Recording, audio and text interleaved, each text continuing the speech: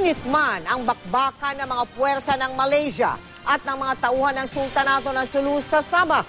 Isang Malaysian po ang tumulong sa ilan nating kababayan at inihatid pa sa Sulu ang mga ito. Ang problema, takot ngayong umuwi ang Malaysian dahil baka maparusahan daw siya ng Malaysian Police. Nakatutok si JP Soriano. Exclusive. Hirap man dahil Malay lang ang kanyang lengguwahe. Naikwento ng Malaysian national na si Ricky bin Muhammad sa pamamagitan ng isang translator kung paano niya tinulungan ang ilang Pilipino na makaalis mula Sabah. Isinakay niya ang 8 Pilipino sa kanyang speedboat. Mula lahat Datu Sabah, dumiretso raw sila sa Taganak Island sa Tawi-Tawi.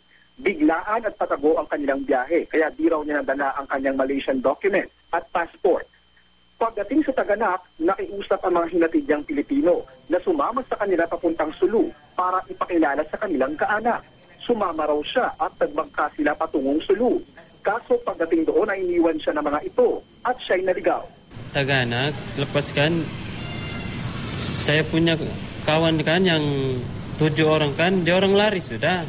Lepas yang satu orang itu dia bawa sama saya pergi buk. Nais na rin sila makabalik ng Sabah ng ligtas, pero nangangamba siyang baka ikulong siya ng Malaysian Police dahil sa pagtulong niya sa mga Pilipino.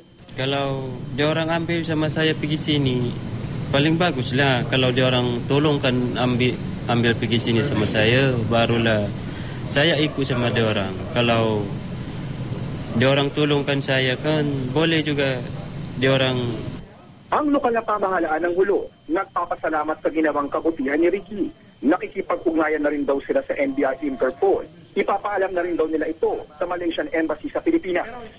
Dumating na sa Port of Jolo ang mahigit 400 Pilipinong refugee galing Sandatan, Sabah kagabi sakay ng isang barko, si Albacer, nanlalambot dahil sa matagal daw na biyahe. Pero mas nakapangihina raw ang ginawa sa kanya nang malaman ng Malaysian Police na siya ay isang tausu. Ginupit daw ang kanyang IC at binigyan ng police report at resibo.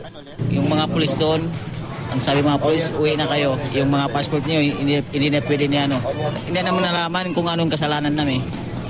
Mula rito sa Hulo, Sulu, JP Soriano, nakatutok 24 oras.